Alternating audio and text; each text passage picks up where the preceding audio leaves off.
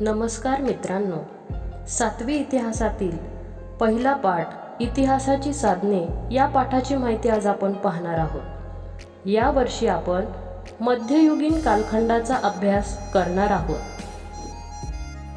भारतीय इतिहासातील मध्ययुगाचा कालावधी हा ढोबळमानाने इसवी सनाच्या 9व्या शतकापासून ते 18व्या शतकाअखेरपर्यंतचा मानला जातो। इतिहास म्हणजे काय? भूतकाळात घडलेल्या घटनांची कालक्रमानुसार शास्त्रशुद्ध आणि पद्धतशीर दिलेली माहिती म्हणजेच इतिहास होय।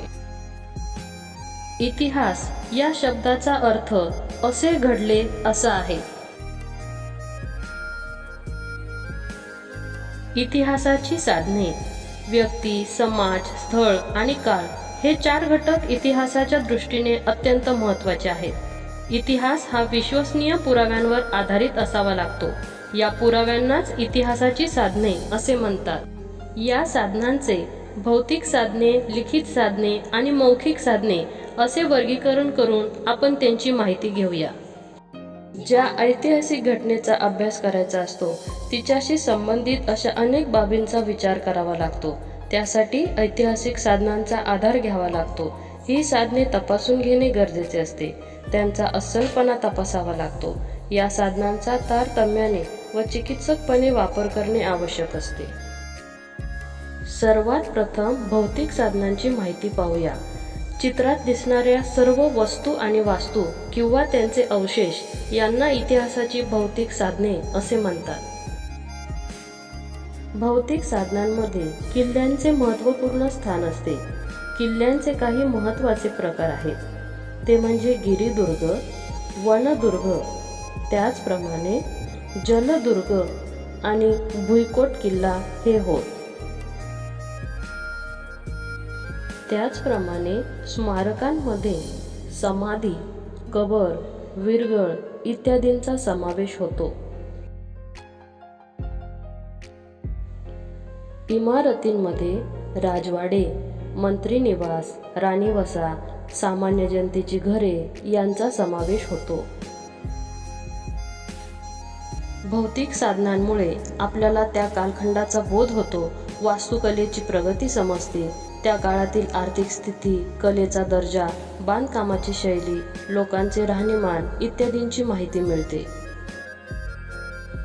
आता आपण जाणून घेऊया प्राचीन काळापासून कवडी, दमडी, धेला, पै, पैसा, आना, रुपया ही नाणी प्रचलित होती।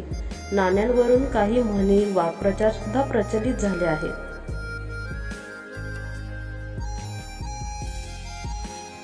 विविध राज्यकर्त्यांनी सोने, चांदी, तांबे या धातूंचा उपयोग करून तयार केलेली नाणी इतिहासाची साधने म्हणून महत्त्वाची आहेत। नाण्यांवरून राज्यकर्ते कोण होते, त्यांचा काळ, राज्यकारभार, धार्मिक संकल्पना, व्यक्तिगत तपशील इत्यादींची माहिती मिळते।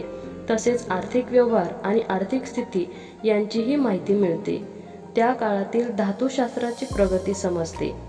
सम्राट अकबराच्या नाण्यांवरील राम सीतेचे चित्र किंवा हैदर अलीच्या नाण्यावरील शिव पार्वतीच्या प्रतिमा यावरून त्या काळातील धार्मिक समन्वयाची जाणीव होते। पेशव्यांच्या नाण्यांवर अरेबिक किंवा पर्शियन भाषेचा वापर होत असे। यावरून त्या काळातील भाषा व्यवहार समजतो। शिलालेख शिलालेख म्हणजे दगडावर किंवा भिंतीवर कोरलेले लेख। उदाहरणार्थ तंजावर येथील बृहदीश्वर मंदिराच्या परिसरातील लेख। चालुक्य, राष्ट्रकूट, चोळ, यादव या राजांच्या काळात कोरलेले अनेक शिलालेख मिळालेले आहेत।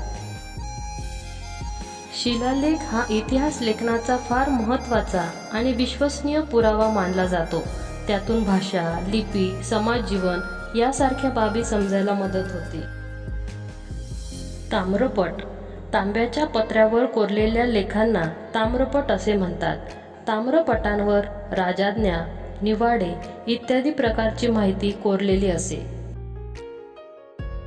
माहीत आहे का तुम्हाला? मंदिर, मस्जिद, चर्च, गुरुद्वारा, विविध वाद्ये, दागिने, वेशभूषा, अवजारे, शस्त्रे, खेळणी व कलाकुसरीच्या वस्तू ही सर्व भौतिक साधने आहेत। लिखित साधने त्या काळातील देवनागरी, अरेबियन, पर्शियन, मोडी आदी लिपींची वळणे, विविध भाषांची रूपे, भुर्जपत्रे, पोथ्या, ग्रंथ, फरमाने, चरित्रे, चित्रे यांच्यावरून आपल्याला मध्ययुगातील महत्त्वाच्या ऐतिहासिक घटनांची माहिती मिळते. तसेच खाण्यापिण्याचे पदार्थ, लोकजीवन, वेशभूषा, आचारविचार, सण समारंभ यांचीही माहिती मिळते.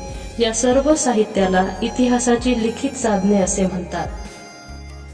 याच काळात परकीय प्रवासी भारतात आले. त्यांनी आपली प्रवास वर्णने लिहिलेली आहेत. त्यात अल्बेरुनी, इब्न बतुता, निकोलस मनुची यांचा समावेश होतो. बाबराचे चरित्र, कवी परमानंद यांनी संस्कृत भाषेत लिहिलेले श्री शिवभारत हे शिवचरित्र, तसेच विविध राज्यकर्त्यांची चरित्रे व पत्रव्यवहार यावरून आपल्याला त्यांची धोरणे, प्रशासकीय व्यवस्था, राजकीय संबंध यांची उकल करता येते. बखर हा शब्द खबर या शब्दावरून आला. खबर म्हणजेच बातमी. बखर हा महाराष्ट्रात निर्माण झालेला इतिहास लेखनाचा एक प्रकार आहे. बखरीतून तत्कालीन राजकीय घडामोडी, भाषा व्यवहार, सांस्कृतिक जीवन, सामाजिक परिस्थिती इत्यादी बाबी कळायला मदत होते. चिटणीसाची बखर, भाऊसाहेबाची बखर, रॉबर्ट आर्म, ग्रँट डब या समकालीन पाश्चात्य इतिहासकारांचे ग्रंथही महत्त्वाचे आहेत.